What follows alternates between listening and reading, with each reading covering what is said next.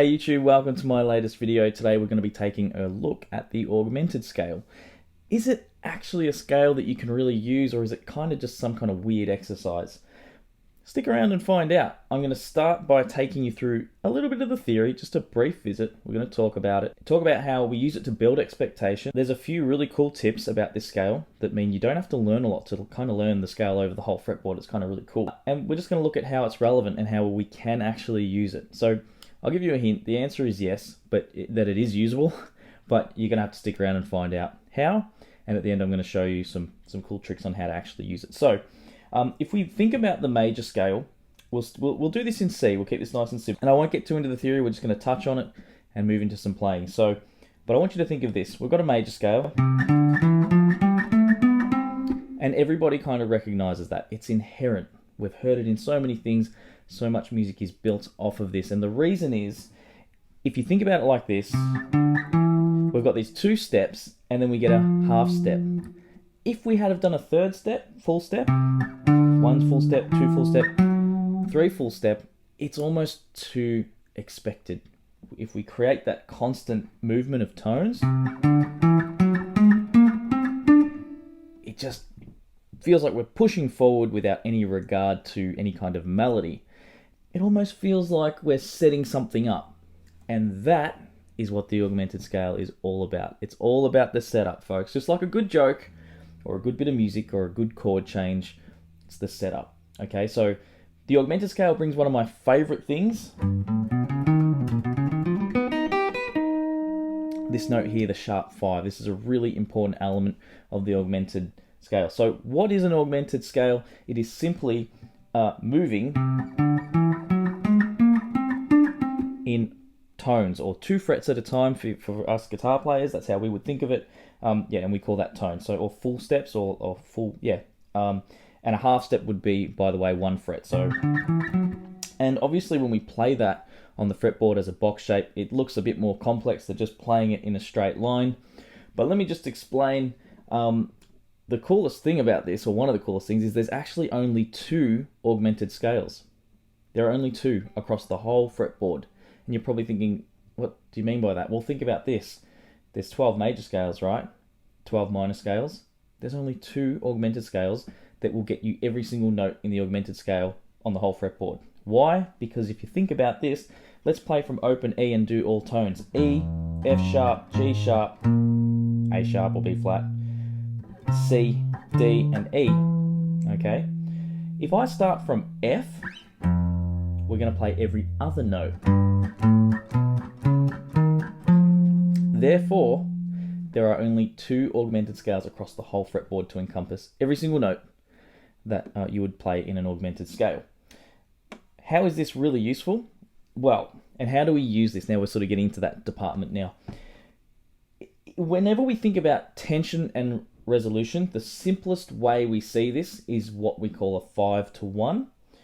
We also call that it's a cadence. I can't actually remember what the term is called. It's not a plagal. What's it called?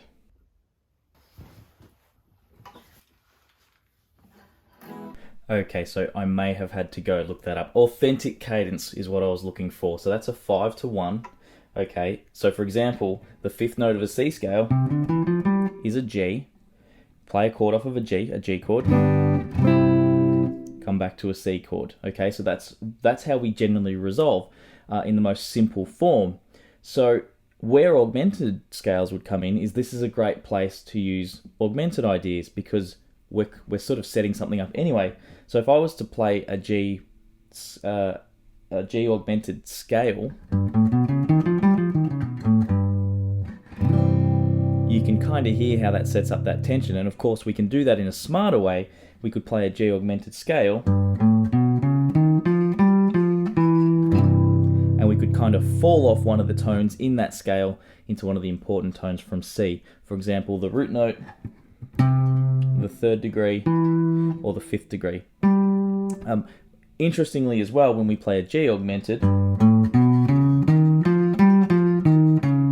we're just 1 shy of the root note of C. We actually skip C altogether. So you can think of it like we're kind of surrounding that really important note and creating room to then fall into it. And that's actually what cadence means. It means to fall. So we're creating that falling effect. So that's really what's particularly useful. One of the cool things about it being a symmetrical shape, given that it moves up in tones, wherever you play it, is if I have an idea that fits into an augmented scale, like that for example, you can also keep moving it up in tones.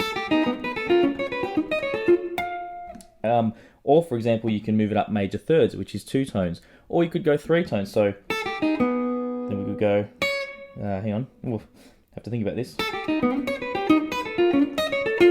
There we go, didn't have to think too hard about it, just had to play. So you can see that this is a really novel scale and you can do some cool things. So if I was using an idea over a G chord, thinking to set up moving to a C chord, I could use these kind of concepts.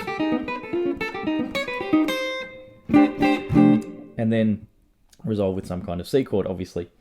So that's really cool. And then one of the other things that's really cool about the augmented scale is we can actually use it to pivot. And what I mean by pivot is, I guess it's just my own word for modulate. So if we want to change key, if I'm playing a G augmented, okay, and I've just told you that that will take us really nicely to a C, let's just look at the physical relationship here from a G to a C.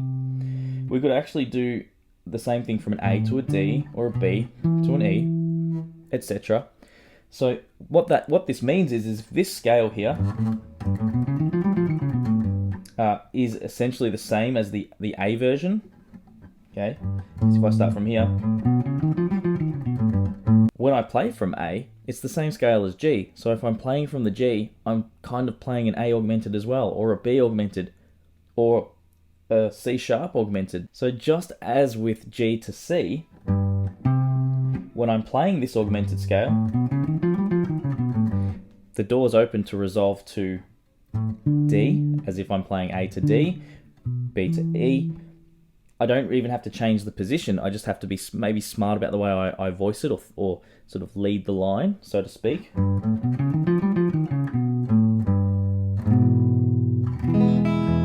What I did there was I played into the key of E. Let's just try that again. Another example would be knowing that this G augmented scale is the same as an A augmented scale, is the same as B, etc. Let's imagine we're going to play here, and I'm going to resolve to D because I know that it's the same as an A scale, and we're talking about that authentic cadence from A to a D. So works great. If we want to play it as a box shape though, it's going to look like this. We go G, A, B, C sharp, D sharp, F, G. Okay, so 3rd fret, 5th fret, 2nd on the 5th, 4th on the 5th, 6th on the 5th. Then we got 3rd on the 4th string, 5th on the 4th string.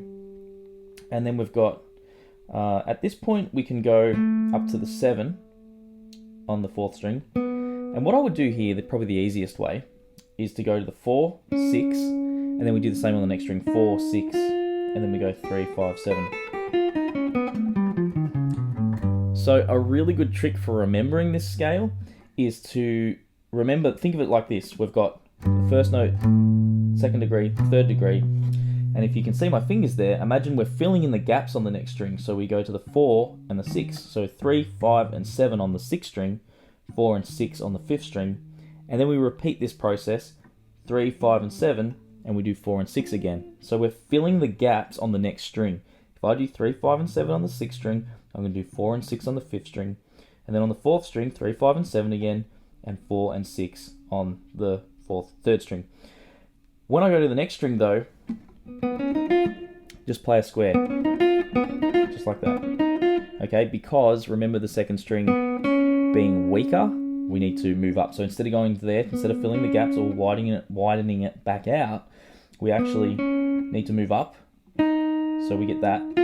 But instead of reaching up here now, we may as well just go back to here. Back to filling the gaps or opening it back up.